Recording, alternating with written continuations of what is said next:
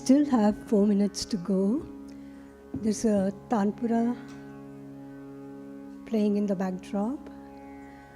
We'd like you to join us in just closing your eyes, sit in repose and listen to the tanpura. A very warm welcome to everyone present here. Today's discussion is slightly removed from the normal because we will be interspersing our discussion with excerpts from a film of yoga that we created.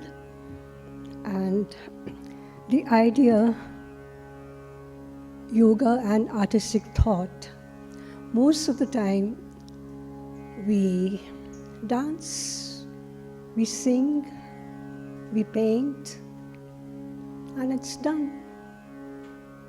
We don't stop to think whether there are tools that we can enhance so that the tuning of this instrument becomes beautiful and the output, the artistic output, gets likewise affected. When you look at the other instruments, harmonium, sitar, tabla, violin, everything requires tuning. But this particular instrument, it gets used anyhow, at all. So we were very concerned about it because we think at one level, the creative energy that every one of us possesses in whatever field, whatever direction, it seeks to be expressed. And many times there's a lot of inhibition about expressing what you're experiencing deep inside you. When you don't express those things, again your health levels are affected. The quality of life is affected. We are in action every day. And thank you. So we go from one act to another. Yeah? But if that creative self could be tapped, then the action that we perform would be aesthetically greatly enhanced. Man is a little different from an animal. Man has an intellect. We can distinguish between one situation and the other. And then we take a choice. And whether we have the willpower to follow it through is your area, my area. Yes? Similarly, we have a sense of achievement. Man is born to achieve. And man has a sense of aesthetics. We're constantly arranging our apparel, our furniture, whatever you're dealing with. Why do we do that? To make it look more beautiful. So here we thought yoga and artistic expression. We're not only speaking about formal, systemized art. We're speaking about the art that you deal with every day. Okay, so we thought yoga means wellness. Wellness of the body, of the mind, of the emotion, of spiritual consciousness. But then yoga is also about giving you the confidence, first of all, to find your inner center and then communicate it. So that's how we thought the yoga and our wellness and yoga and the wellness and quality of art. So we have this kind of matrix. One is not leading to the other, but they're not separate. Hence we thought of this particular topic, and I'd like to thank India Habitat Center, first of all, for letting us have the venue and making this possible for us. Whoever is present in the audience is very precious to us because they are thinking minds. Now I'd like to introduce the panel. Anjana Rajan on my right.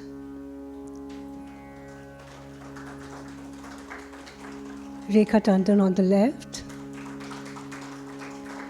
And I'm in the center. My name is Nisha Mahajan. Okay, so what you need to know about us, they're not just panelists. We have known one another over 4 decades.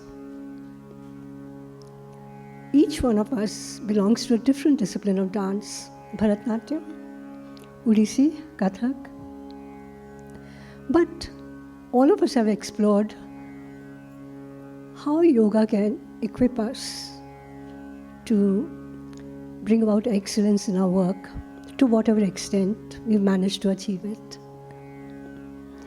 So this is how we are here, and each one has a different range of experience with implementing yoga. And we'll be sharing all of that with you. And if it can set off some thoughts when you leave the hall, we'll be more than blessed.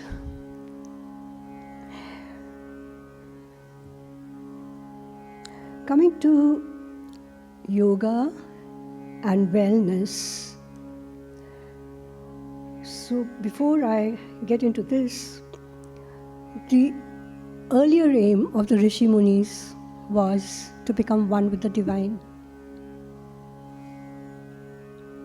Millie?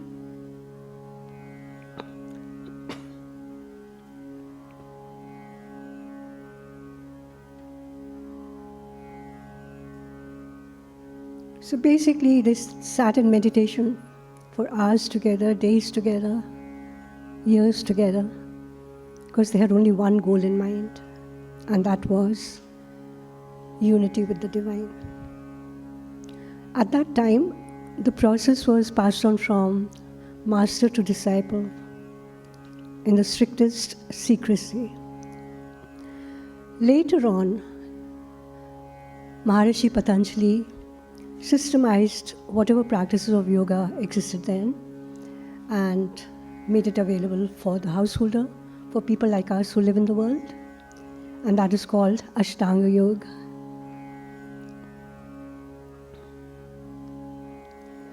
So, by practicing yoga,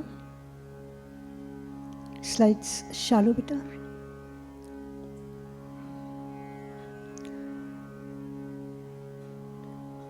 So our physical well-being is taken care of. We get clarity in the mind. We are able to balance our emotions. And then we are also spiritually conscious, which is what distinguishes us from animal instinct.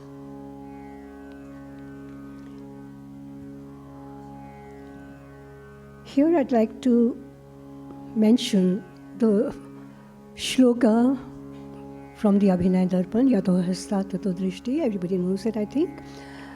So that movement control, the clarity of focus, the flexibility of the body, therefore its grace and its capacity to allow emotion to be expressed freely. All of this can be got from regular practice of Ashtanga Yoga. Here, I have to share with you a very different perspective from the one normally that we understand in terms of the first shloka of the Abhinay Darpanam. Angikam bhuvnam yasya vachikam sarvavangmayam aharyam chandrataradi tam numha satvikam shivam. Normally, we think of it as Shiva, whose limbs are the every celestial body. Those are his limbs. Yeah? Vachikam sarvavangmayam. Every dhvani in the cosmos is his vani. Chandrama, Tara, ityadi. Aharyam, Chandrama, Tara, ityadi, whose ornamentation is the celestial bodies. Tam Numha Satvikam Shivam. To such a Satvik Shiv, I offer my salutation.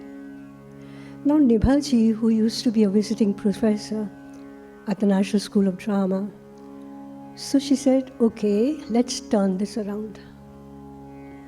And she said, the Abhinay Darpanam is a text for the nut. It spells out all of the nuances, movements, mudras that you use in dance. So it's for the nut. Nut means the dancer. And she said,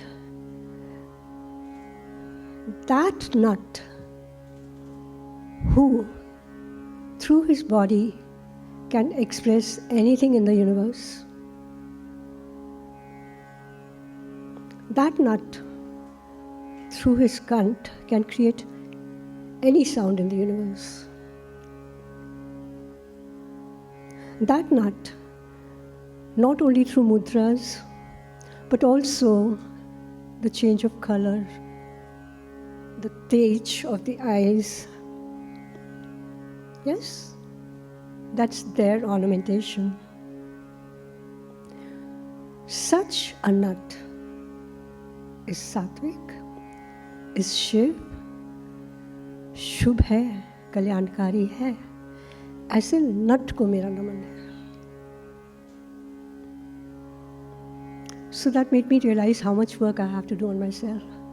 Earlier, devotion is very easy, devotion.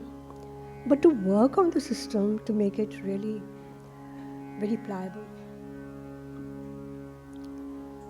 So these were some thoughts I wanted to share with you.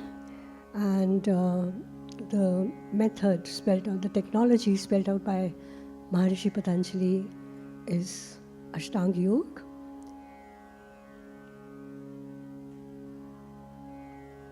Eight steps in the form of a ladder. It doesn't mean that you complete one step and then go on to the next one. It's an integrated approach. Everything works together. Millie?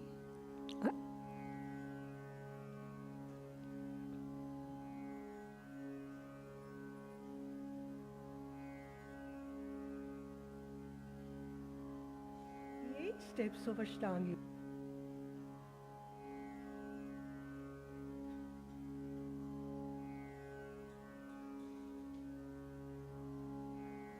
Do bear with us.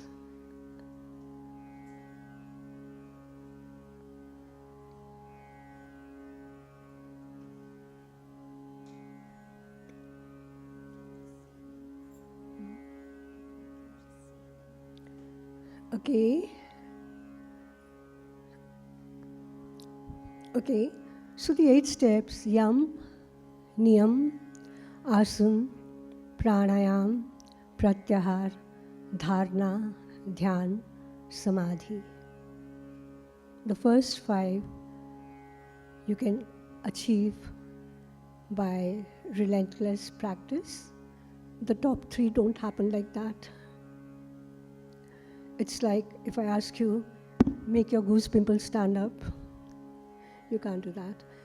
That will happen only when your state of mind is in that texture where out of that feeling, maybe fear, goose pimples stand up. Yeah? And sometimes something else, something totally unexpected happens and you can't move. Okay? So I'm leaving it there. So Yam, Niyam, Asana, Pranayam, Pratyahar, Dharana, Dhyan, Samadhi. Right?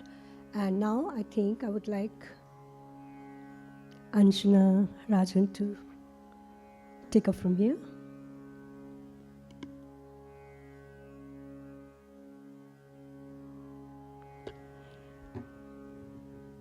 I'm so pleased to see so many artists in the audience, so many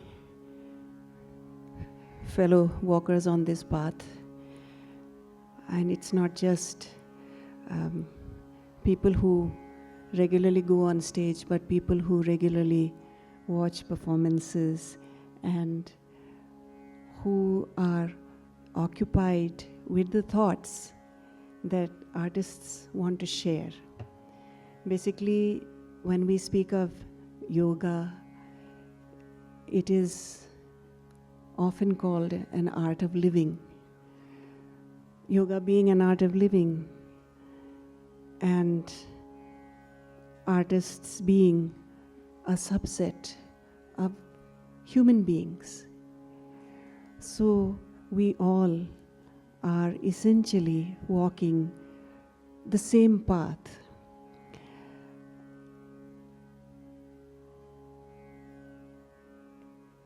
Yoga, when the rishis initially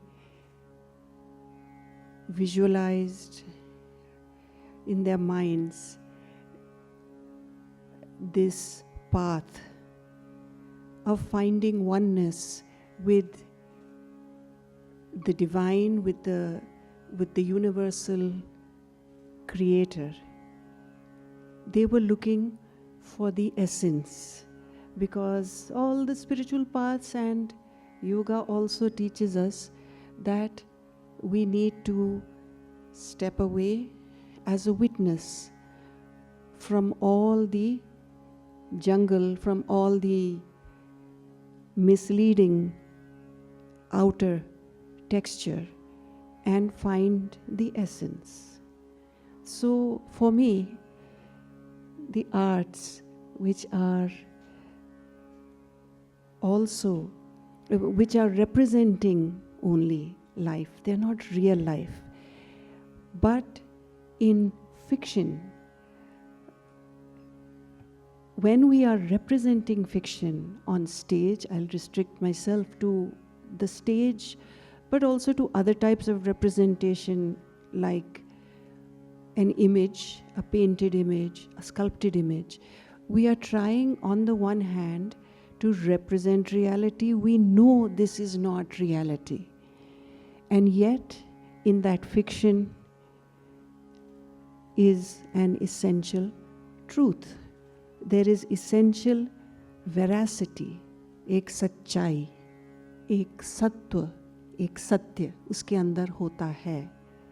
और जब वो सत्य हम छू पाते हैं अपनी acting के थ्रू, अपने डांस के थ्रू, अपने किसी इमेज के थ्रू, हम उसको जब छू पाते हैं तो वो हर एक के लिए सच बन जाता है, not just for the artist creator. So in that sense, the arts, if we follow them with seriousness and dedication, the arts are all a yogic path. And one thing I'd like to mention about us three pals that have been at this thing, udhed bun karte ja rahe hain 40-50 saal se. I remember long ago, I don't know whether my friends remember this, that we met once in Nishaji's house in the little room in Kalavihar, and we were chatting. Purva Dhanashri was also with us. And we were talking about our own pursuits and yoga and this. And we were saying, one of the things that we said was that all these wars would not have happened if people would only get down to dancing. At that time we said this. We were all very young and energetic in those days.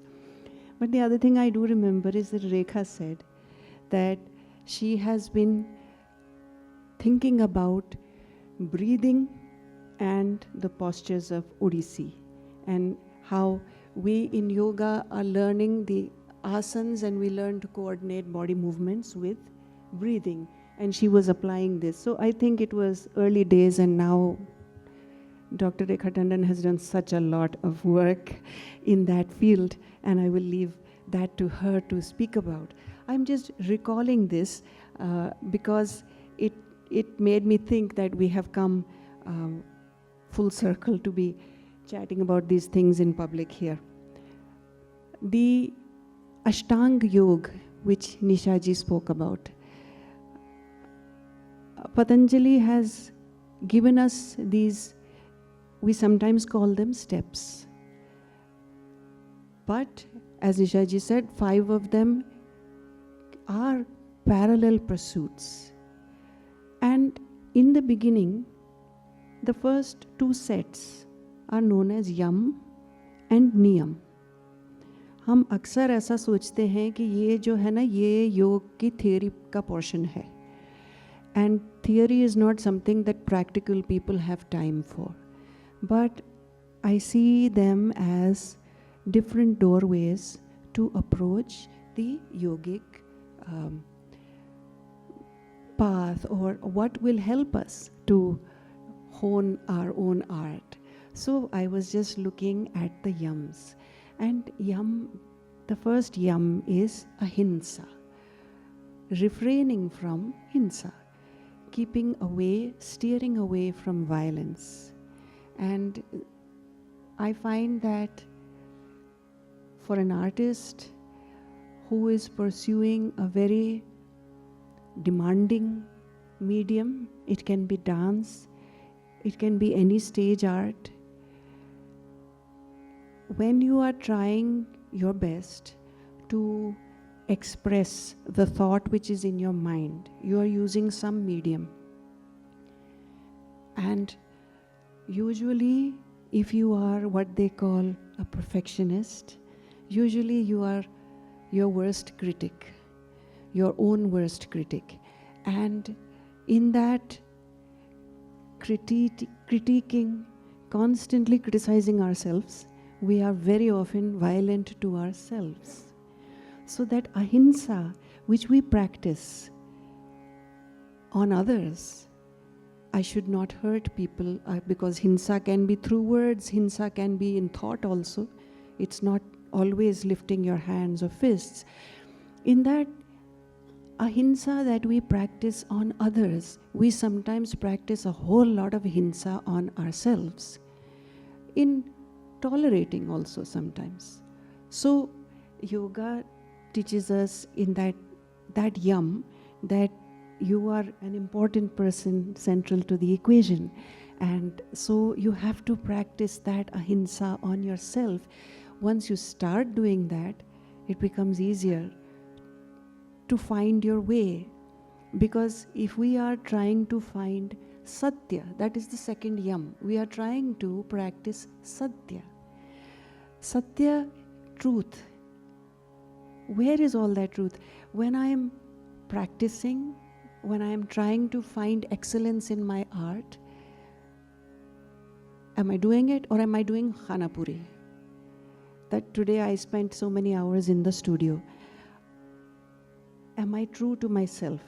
At the same time, what yoga teaches us is that if you are doing it if you miss, if you get too strung up on the structure, then also you're going to create obstacles for yourself. So that's satya, to find where am I veering off my determined path.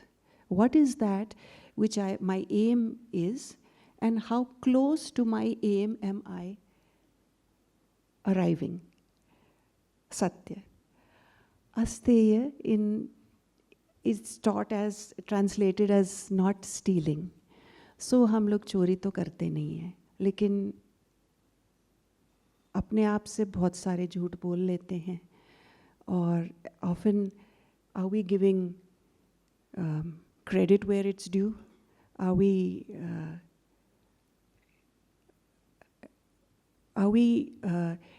taking away people's peace of mind? Sometimes in our pursuit of arts, we become very self-absorbed. And in that pursuit, when we are so self-absorbed, we don't even notice what we are taking from other people. So for us to achieve what we want in the end. If we are so aware, if we move with awareness of these things, then this too is yoga, and it's not theory, it's very practical. The next yam is brahmacharya, which is translated as refraining from sexual pleasures, refraining from the physical pleasures, but brahmacharya is also non-indulgence. So non-indulgence is something everybody knows. Ordinary people know that overindulgence can be easily something that comes into our life. Indulging in all the things that make me feel good, even if it is whether I like to stand on stage and get a lot of applause. Maybe I like to play to the gallery. Maybe I'm stepping on the toes of my fellow artists. All those come in a kind of a self-indulgence. And they come from, not from people who are bad, but people who have not realized. All of us at some point have been like this and continue to be like this because we forget. And the last one, aparigraha, also I feel is very, very applicable to artists. We live in a world where awards, rewards, financial gain, so many of these material desires, material and also metaphorical, to be praised. Aparigraha, non-covetousness. So if I am able to achieve that, that's all I'm saying. If I'm able to achieve aparigraha, where I'm not coveting, I'm able to put my concentration into the other parts. So these yams, these 5 yams from yoga, I find they apply to us not just as householders, but as artists who are trying to find excellence. And then we have the niyams, the observances. Niyam mein sabse pehle aata hai shauch, which is cleanliness. Cleanliness, though our dancers are always bathing all the time, but we also have the mental cleanliness. There is an emotional cleansing, because when we go on stage, when we go into rehearsals, we are exchanging energies, we are exchanging emotions.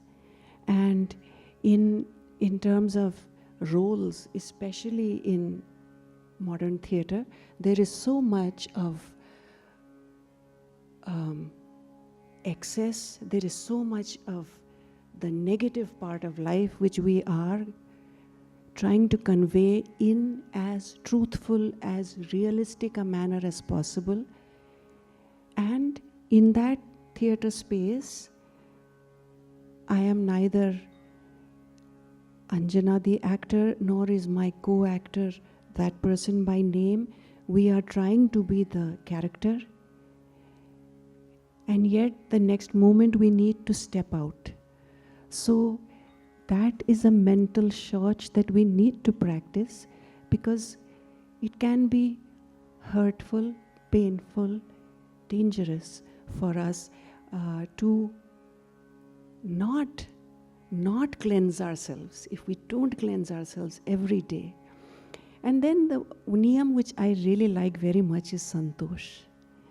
Because santosh, to have Patanjali say all those centuries ago that you should practice santosh. It's not something that comes to you because you got something. Santosh is a practice that I can try every day. Santosh, contentment. And then we have tap, fortitude, tap, working hard, tapasya, karte rehna, karte rehna, karte rehna. Because if I am only content, I won't move. Then I'm happy where I am. But I want to achieve. How will I achieve? By tap. Keep at it, keep at it, keep at it.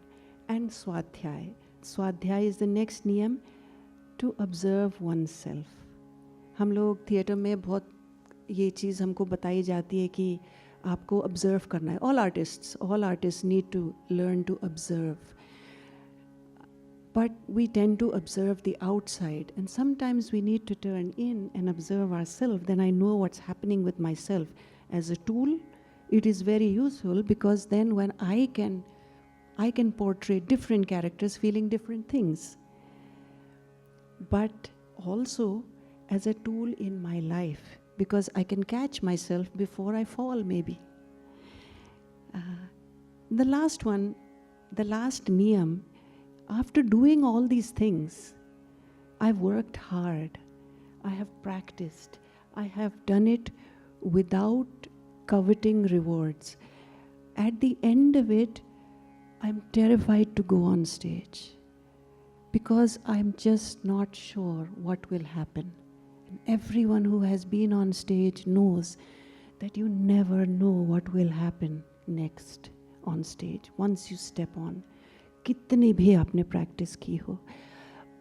But the only thing that can save you is to have faith in that art, to have faith in that space, in the Rangmanch. And that is a parallel for me in yoga with Ishwar Pranidhan. You leave it to the universe, because you did all the rest of it already. So these are the yams and the niyams, which I find are more than theory. And in the end, I think I just would like to conclude my remarks with this thought that the artistic space is like the Petri dish in the science lab. It's a place where you can experiment safely. There is a fume cupboard. The fumes can get out. And what you do there need not follow you through into life. So it's a safe space. That's why I believe in theater, I believe in Natya. In theater arts, I include the classical dances in all the dances, and I feel that this too is yoga. Thanks.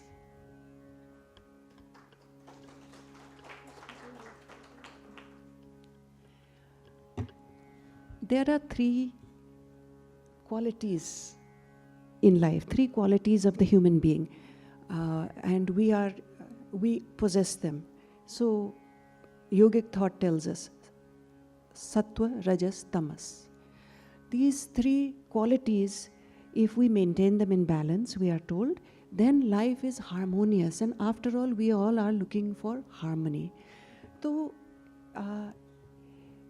rajas is a quality that artists possess in abundance when they are producing. When we are being creative, we require the quality of rajas. Because if we don't have that, we won't have impetus to move and create.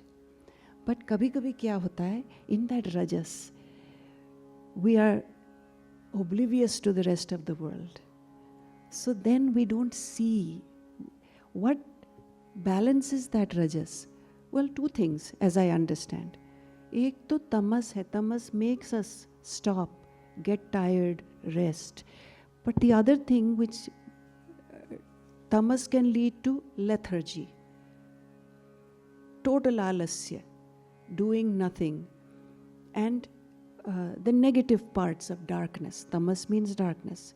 तो ये जो राजसिक है, जो राजसिक tendency है, उसको और जो तामसिक टेंडेंसी है, उनको बैलेंस करने के लिए हमें कौन सी टेंडेंसी की ज़रूरत है? सत्व. Sattva, according to yoga, is what balances these. And again, in the life of an artist, these are always playing waves with us, actually. Now, I want to request Millie to play some clips of artists, dancers from Nisha ji's production, Prakriti and Purush, in which they have shown their interpretations of these gunas, rajas and tamas, rajas and sattva. Rajas is the innate, dynamic, and creative energy which, in the presence of Sattva, is responsible for making man move forward to reach out for achievement and find fulfillment in the process.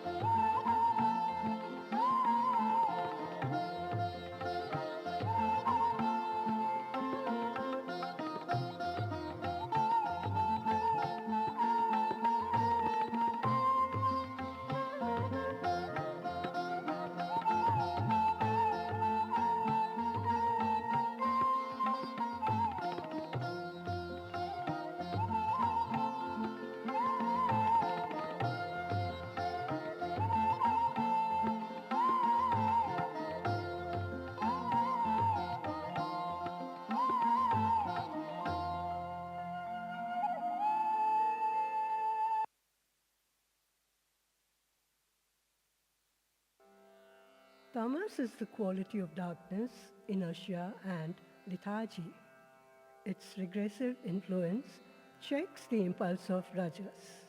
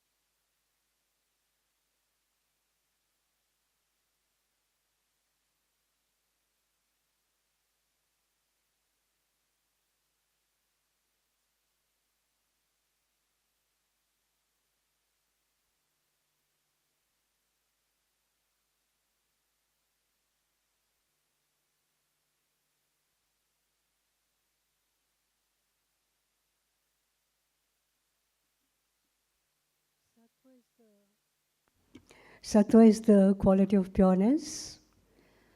It is responsible for making rajas and tamas get balanced out so that there is fulfillment, joy, happiness, and harmony in life.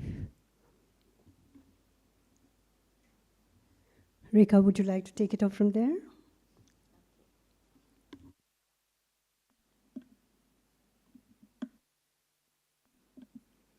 Good evening, everyone. Thank you for being here. And thank you to the two of you too. It's such a pleasure and joy to be here at this moment with two such old friends. I'm going to take the discussion into a slightly different direction. Rajas, tamas, sattva, they're essentially qualities of consciousness or awareness. And what I've been really very interested or involved with for a long time is actually the perspective of the body that yoga brings, where the body is actually an object or a tool with which you work to access your consciousness or to access your essence nature. And in many ways, the whole endeavor of yoga is to come back to find what what you really are behind the layers that constitute the body. Yoga has this very and it's in a similar way. That's exactly what I found myself doing through the dance practice. So to be a little more concrete, we usually identify ourselves with our physical body, and we identify ourselves with our thoughts, our emotions, our story, etc., etc. But yoga would look at this, or yoga looks at this sense of identification differently. In fact, the physical body is called the Annamaya Kosha. It's the food sheath. It's made of the food you eat. And it changes throughout your life. It has a beginning, a duration, and an end. But when you go back to looking at, when you go back to your essence nature, I don't think any one of us can identify what is the beginning of ourselves or the duration of ourselves or the end of ourselves. It's like the physical body has kind of played on something that's our essence nature. The other layers of the body that yoga works with, like the breath, it's called, it's its own sheath. The mind is its own sheath. The instinctive mind is its own sheath. And beyond that, the actual personality that constitutes you, made of your particular conglomeration of rajas, sattva, and tamas, is like your personality sheath.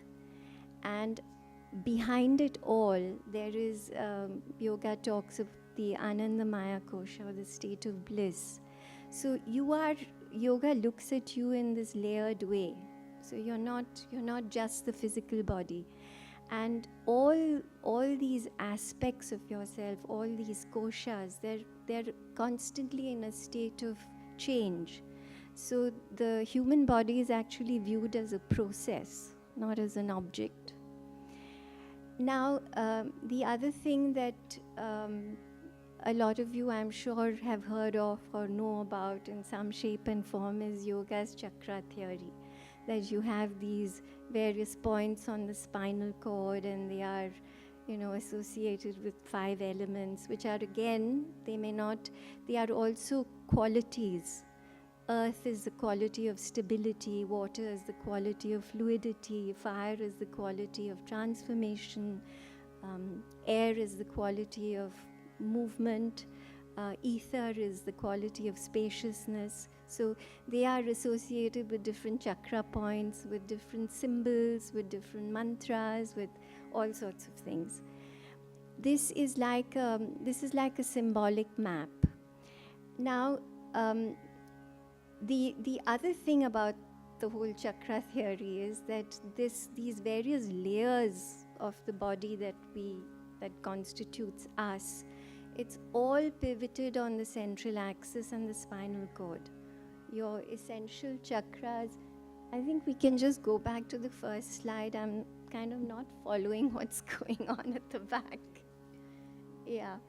So this, it's all pivoted on the central axis. So in the way the yogic body looks, or the way yoga looks at this body, you are all these various processes of changing food, changing breath, changing thought, changing personality identification, and an essence nature of bliss behind it. But it's all centered, it's all connected, or it's all it all comes together on the spinal cord. So the spinal cord becomes symbolically the link between matter and spirit, because the groundedness, or the earth chakra, is at the base of the spine, and your sahasrara, which is like this opened consciousness where you're free of everything, or free of all these attachments, is on the top of your head. And there is also, if you look at how an asana is practiced, those of you who've done yoga or have some physical experience of yoga, you first learn a physical posture, which is your Annamaya kosha. Then you learn it with breath, and it deepens, which engages your Pranamaya kosha. Then you learn it with a kind of focus on some part of the spinal cord. So different asanas are, activate different centers on your central axis or in your spinal cord. So you, in the creation of a physical posture with breath, with focus on a point on your spinal cord, and if you want to deepen that by chanting a mantra internally or holding a symbol in your mind, the whole body kind of gets integrated. And this process of integration, if you keep doing with, over many years, and the practice matures, and this kind of integration becomes more permanent in your whole being, there is a lot of clarity and a lot of groundedness and centeredness and cohesiveness that the physical practice generates in you. Now this is where one finds that with our dance traditions, now we can go on to the next slide. We find the dance tradition looks at the body in a similar way. If you look at all our classical Indian dance forms, it's almost as if they are a physical expression through dance of this yogic body map that is like an underlying taken for granted structure. Now, why I say this? Unlike in contemporary forms of dance where there is, a lot of moving of the body and in along different axes, and a lot of, aerial jumps and lifts and whatever, and a lot of focus on the musculature of the body, and on it's I think a lot more physical and aerial in the way it approaches the body. Whereas with classical Indian dance, it's almost like the central axis is inevitably kept vertical.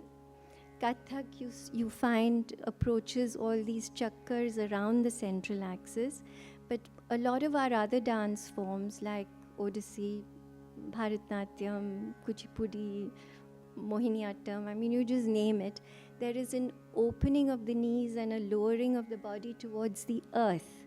So in a sense, you're kind of focusing your body, you're focusing your body on your earth chakra, and you're connecting it with the earth. And you're keeping your central axis straight, so you're kind of connecting earth and sky within your body. and your fine tuning, all your movements have a relationship to your central axis. The other thing we do in dance, everyone knows, it's very rhythmic. You have all these very elaborate mnemonic patterns that are played by the drum and that get translated in the way you hit your feet on the earth. So your this kind of footwork in this open lower body stance, you're generating energy in the lower spine. And you can feel the reverberations of the acoustic template your lower body is generating in your upper body. And you're using those rhythmic patterns or those melodic patterns to articulate your upper body movements. And you know, the way you use your face, or the way you use your glance, or the way you use everything. So you're locking into an energy system which is again exactly the same template as yoga, where your consciousness from the earth, water, fire, air, ether, your consciousness travels up the central axis, you know, and you're trying to generate that same kind of flow in the body. So this is, I found these parallels in the body map of yoga with the way our dance techniques are structured, very interesting. The other thing I found very interesting was the fact that there was no discussion about this in the classroom. So it was, the exploration became more a somatic and felt exploration. Now, maybe we can go on to the next slide now. Also, in terms of the end purpose of both yoga and our classical dance forms, I'm going to kind of restrict myself to classical dance forms because that's what I know something about. You're again trying to get to your essence nature. You're trying to get to this state of heightened perception and heightened awareness and being able to view all the processes that happen when you are in a state of movement and wanting to express something. You're, in a sense, stepping out of the way and allowing the dance to, to manifest what the technique, the text, the music, the character, the whatever it is that's pure. You are becoming an empty vessel. Now, because I was coming to it not as a yoga practitioner so much as somebody just curious about the way the central axis and the spine was used. Can I have the next slide? I found that very practically, when you begin to dance, the first thing you actually do is you stand with your feet together and you sense your central axis. You sense a sense of ease in the body, where if you've got any particular, constrictions or any problems or any blockages in any part of your body, you kind of scan your body and you stand in Samapad and you bring your awareness to your central axis. Now, when you bring your awareness to your central axis and you start, for example, shifting your weight between your right foot and your left foot to try and make your way to finding this Brahma Sutra running through the body, you find that there is a center of gravity of the body, which is located in the abdominal area.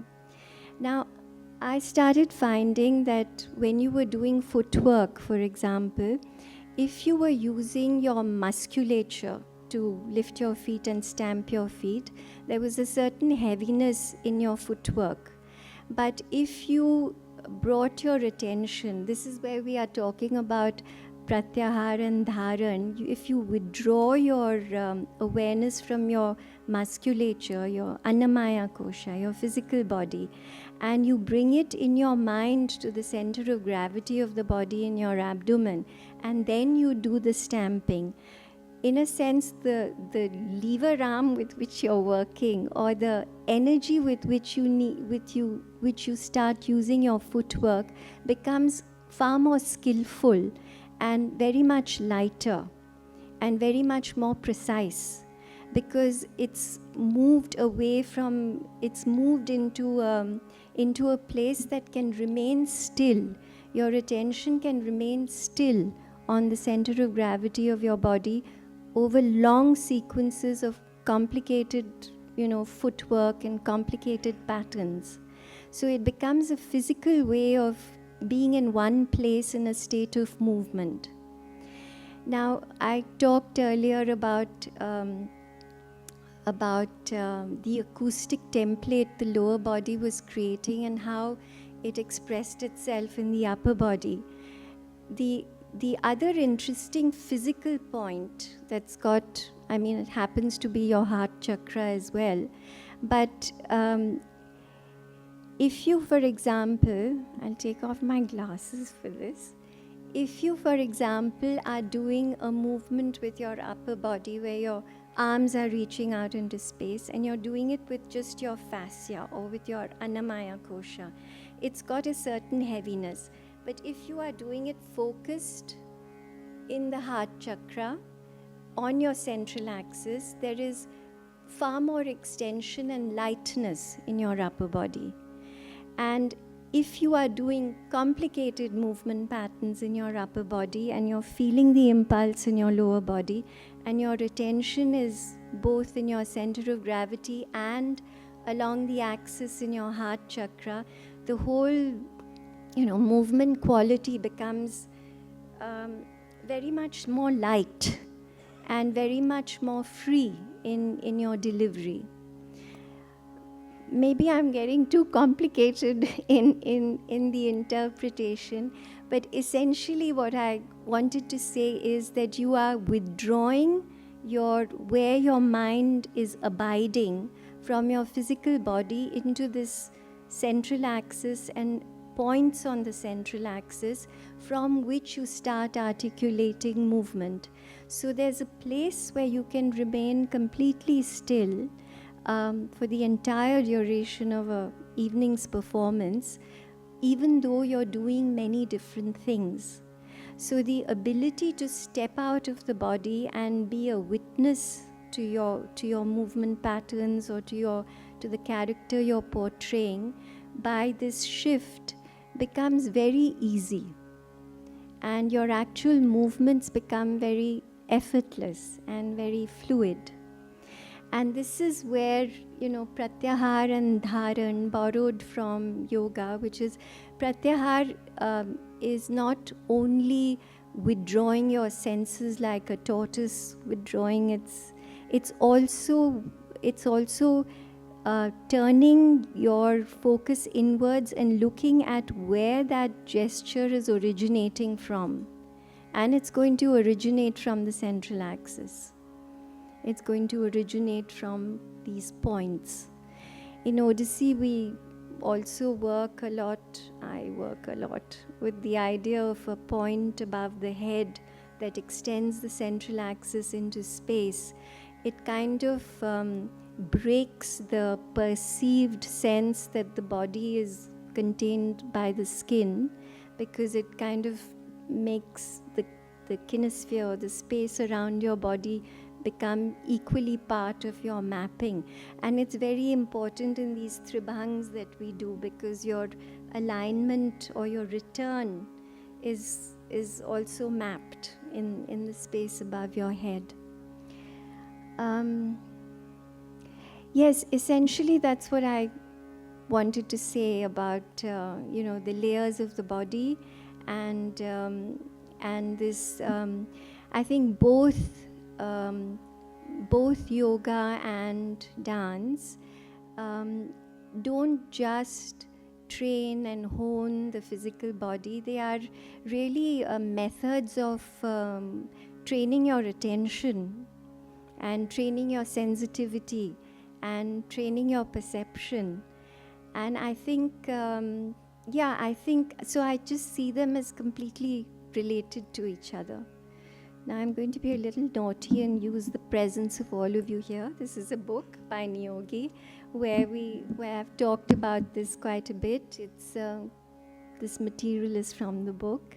It's easily available on Amazon if any of you want to delve further into the subject. I think back to Anjana now. Thank you, Rekha. Very so enlightening, especially for people who have moved with the body, who have done dance work. I think that's really remarkable.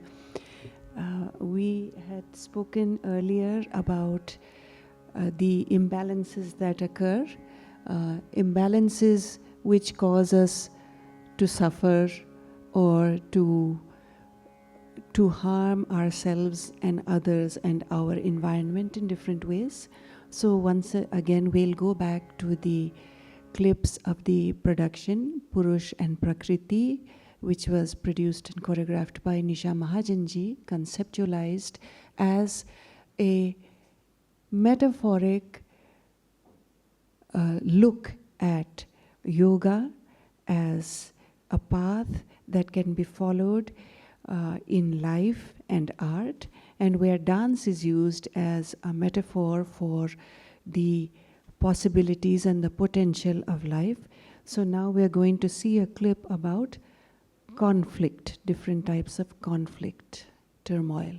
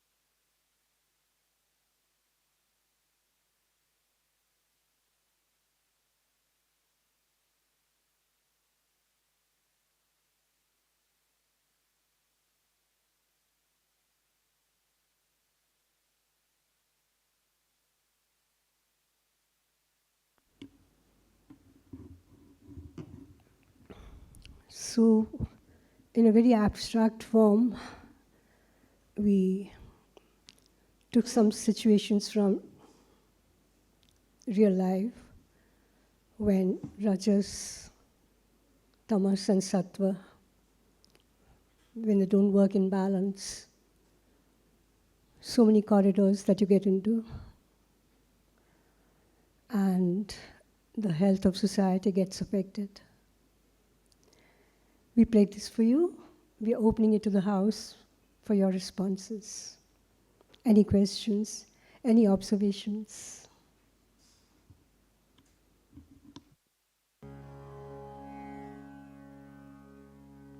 Cordless mics, please.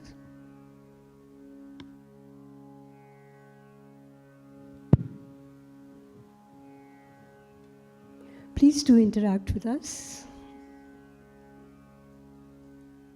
By the way, all of this was improvisation. Nothing was structured. They responded to the music, to the situation, and even in Rajas, Tamas, and Sattva, it was all improvisation. Good evening, ma'am. You mentioned that human body is a process and not an object. If you can elaborate on it, please.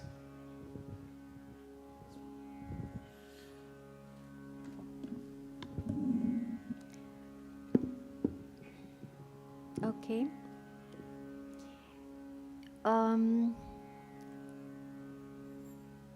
Your thoughts have a beginning, a duration, and end. Your emotions have a beginning, a duration, and end. Your physical body has a beginning, a duration, and an end. And during the duration, it keeps going through, literally changes constantly. There is actually nothing that is really fixed in, if you're looking at the koshas, if you're looking at the yogic map of the body as the 5 interpenetrating sheaths, the annamaya is your food sheath, which is in a constant state of movement. Your pranamaya is your breath sheath, which is in a constant state of movement. Your manomaya, your instinctive mind, is in a constant state of movement. Your vijnanamaya, your intellectual mind or your programming, is in a constant state of movement. Your anandamaya, I'm not sure about, because if that's your state of bliss or your essential nature, it's like something that holds the other layers of your self. So there is according to the map of what constitutes you according to yoga, there's nothing in it that is fixed. That's why I said that you're a changing process. If you go back to Vedantic thinking and all these Mahavakyas, Aham Brahmasmi, etc., what is it pointing to? It's pointing to the fact that behind all these changing processes, you've never felt you're anyone else. You've always felt you're the same person. You might identify yourself with a name, with parents, with an address, with a job, with skills, with whatever. But whatever these may be, they may change or can change, but your sense of self is not going to change. So when we talk about your essence nature, one's talking about that sense of, being something for which you can't pinpoint a beginning, a duration, and an end. You've been one thing over which everything else has been a process.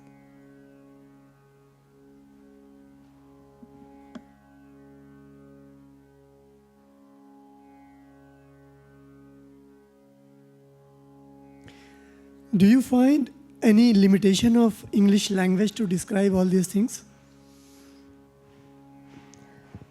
Yes, because primarily it was designed for a different kind of audience.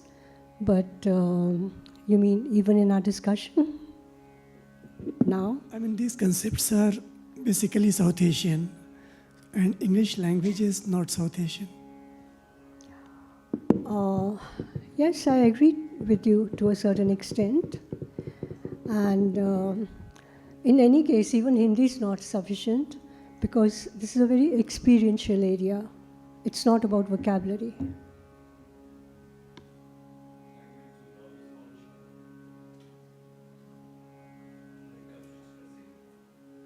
Yeah, it's like silence, खामोशी. आप कैसे define करेंगे उसको?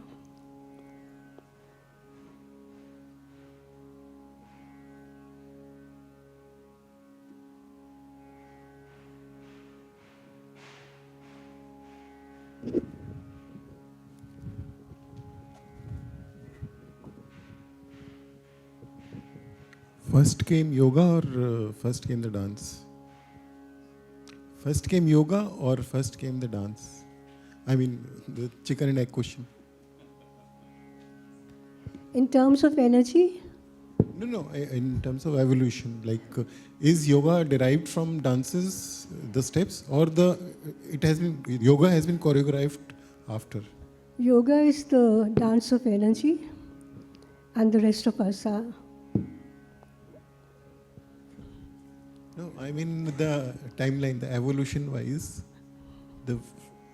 First there was yoga, and then we choreographed it in the dance.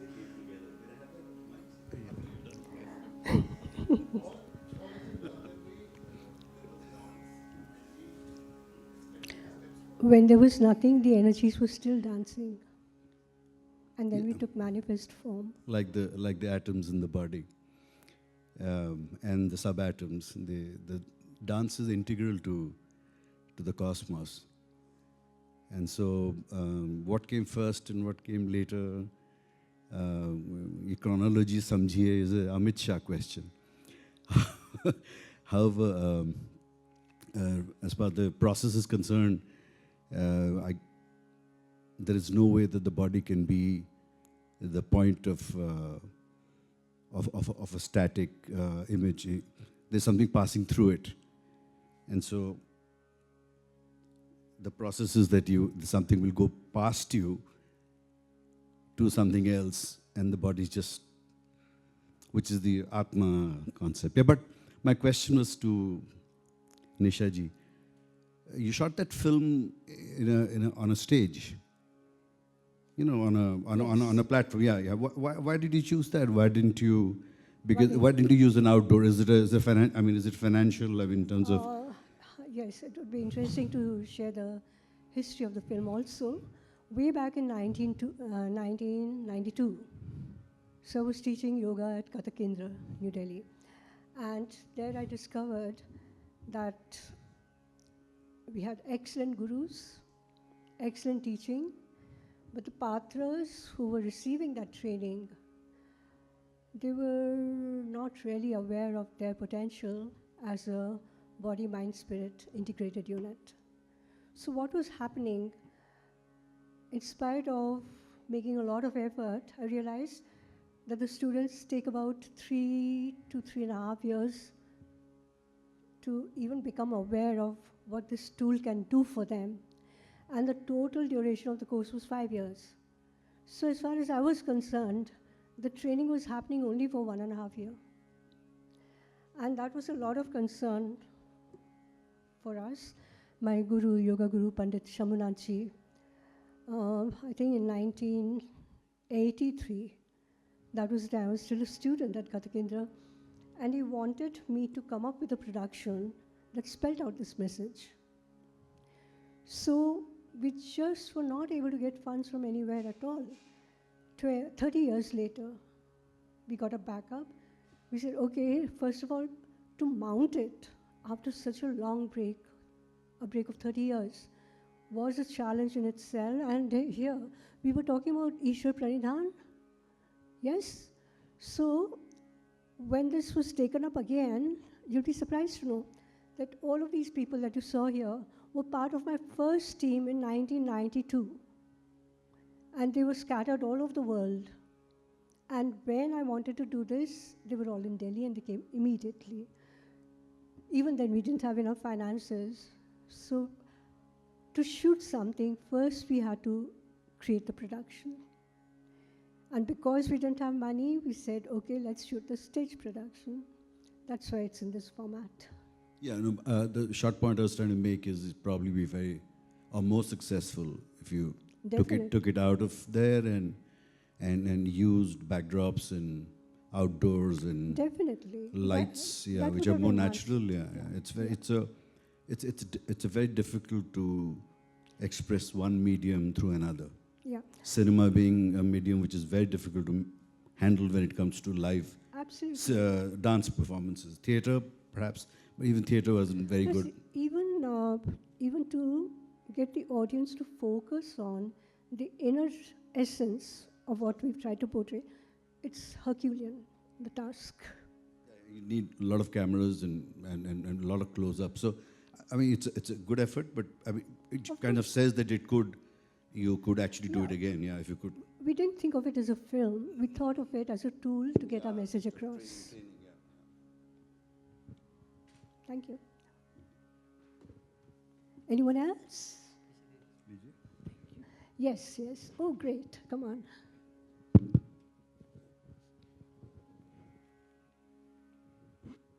Hi.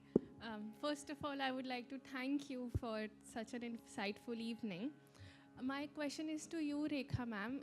In the presentation where you were talking about the pratyahar and dharana in the dance techniques, there was a point which said transition from self to self, self with a small s and self with a capital S. Can you elaborate a little bit on that? The self with the small s and the self with the capital S is something you come across quite a lot in, in writings on yoga, where the self with the small s is what you generally identify with as yourself. Your name, your story, your, whatever is associated with the life, with your life. And the capital S is reminiscent of I think the word self with a capital S comes from the notion that there is one unified consciousness, the self, from which you are a microcosmic derivative as the small self. So, practically, when you were talking about that, when you withdraw your consciousness from the body parts and you bring it to your central axis, to your heart and your mind, no matter how much you're moving, it aligns at one place.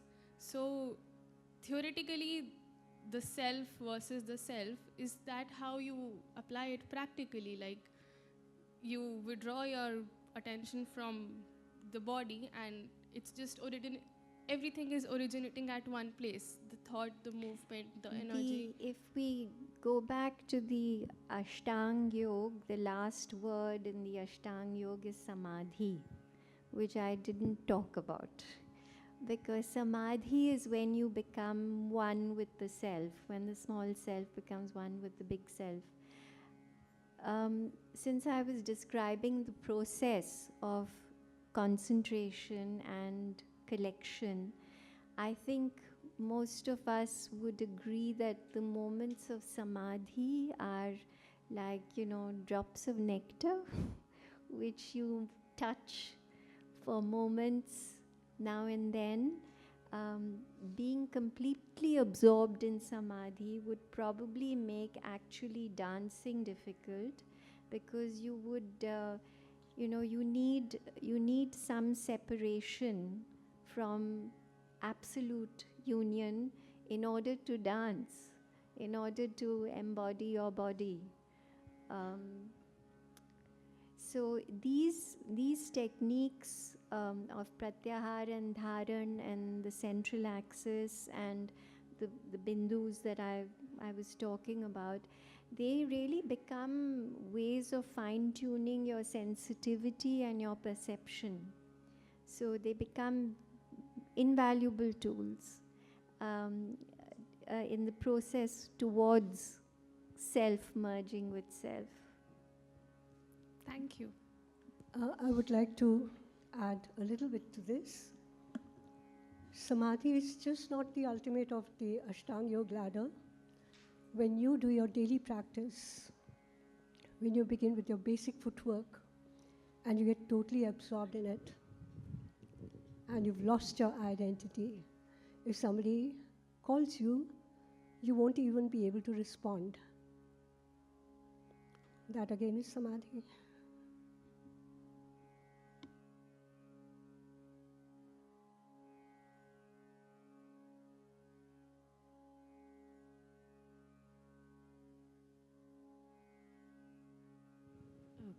First of all, thank you everyone for the beautiful discussion. I had a question for Rekha ji.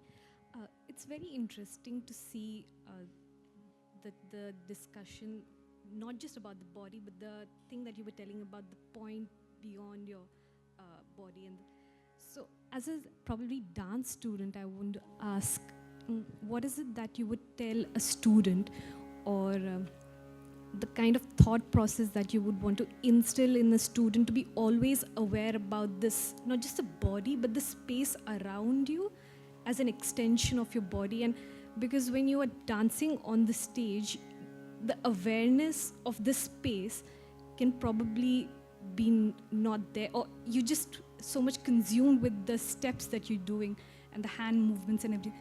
So just to make the student aware about the space around them is an extension. What do you tell, to practically sort of understand that and be able to, experiment that? I think some very simple practical things.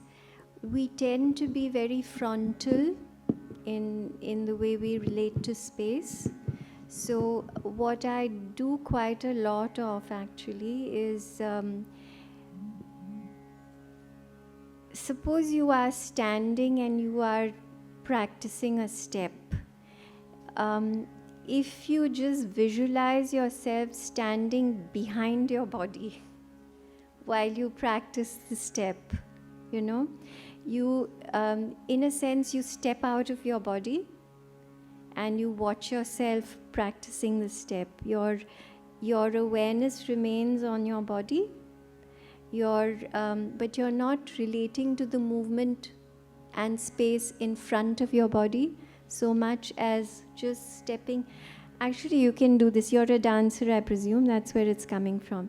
If you do a simple movement like just walking, you just keep walking in circles, for example. It's a movement that's habitual and easy. It's rhythmic. It's sustained. It doesn't require much thinking. Just do the walking by walking behind yourself in terms of where your attention is. So you're looking at the space in front of you while you're walking, but you're looking at it, or you're sort of becoming aware of your back body. You're becoming aware of the space behind your back body as well while you're walking. This is one thing I do quite a lot of to create the spatial awareness. The other thing I do, I think that was the last slide, I didn't really talk about it, is that the dance training, what is your discipline? So I've learned Kathak from Nisha Mahajan. Okay. Yes, and then So with all our techniques, if your axial awareness gets strong and you're learning any of our dance techniques, you also develop a kind of sense of relational coherence between the right body and the left body. You also develop a sense of recognizing spatial geometry. You also develop a sense of precision in directions. You know, these are skills you develop. You also develop a sense of being able to retain that kind of spatial awareness through transitions. And you also develop a sense of being able to do a movement, with the least amount of energy, because the development of skill requires that you create the maximum impact with the most skillful usage of energy.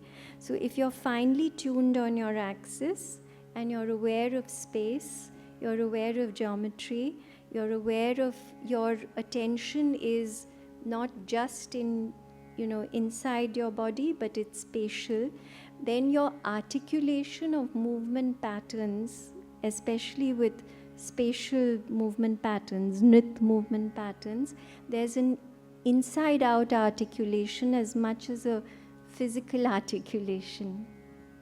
So I think all these become, as I said earlier, yoga and dance, it really hones your perception and your sensitivity. And this spatial awareness is something very interesting that we do in Indian dance, because you're articulating movement by actually releasing your joints and finding a centering. You're not creating dance movements with physicality so much as with fine-tuning and release and groundedness. So if in the training process, if in the exercise process, you train with this kind of spatial awareness right from your basic steps, and awareness of the axis as something extending above your head, the process of learning actually becomes easier. I hope that answered the question.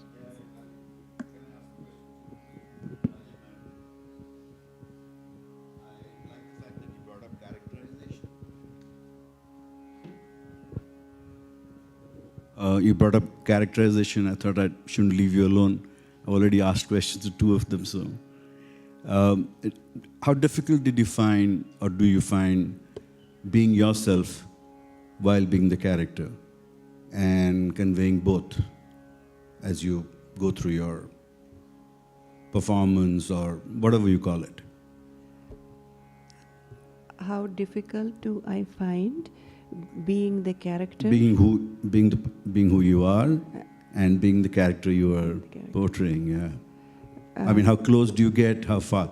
Yeah. This question actually comes from the last one, saying keeping that distance, seeing yourself out. Yeah, so Yes. I just developing the idea, yeah. Absolutely. I think that initially, I went through, in my personal journey, I was acting from childhood with my father. Then I was specializing in Bharatanatyam. And then again, I was doing both, and now I see that the seed of Abhinay is the same in both. But it can happen in classical dance that we have so many structures, and we have patterns which have been established, and those patterns can at times be easy to fall back on. Yet our gurus will always tell us that that Abhinay is you are bringing that bhava from your heart. Bhava is what is born within your heart. and you are using your mudras and your postures to convey that. They are telling us this. But we are busy trying to find the point and bring it back and do it in the right way, follow the rules. So that can be more challenging. In the what we call naturalistic acting, one doesn't need to worry so much about posture.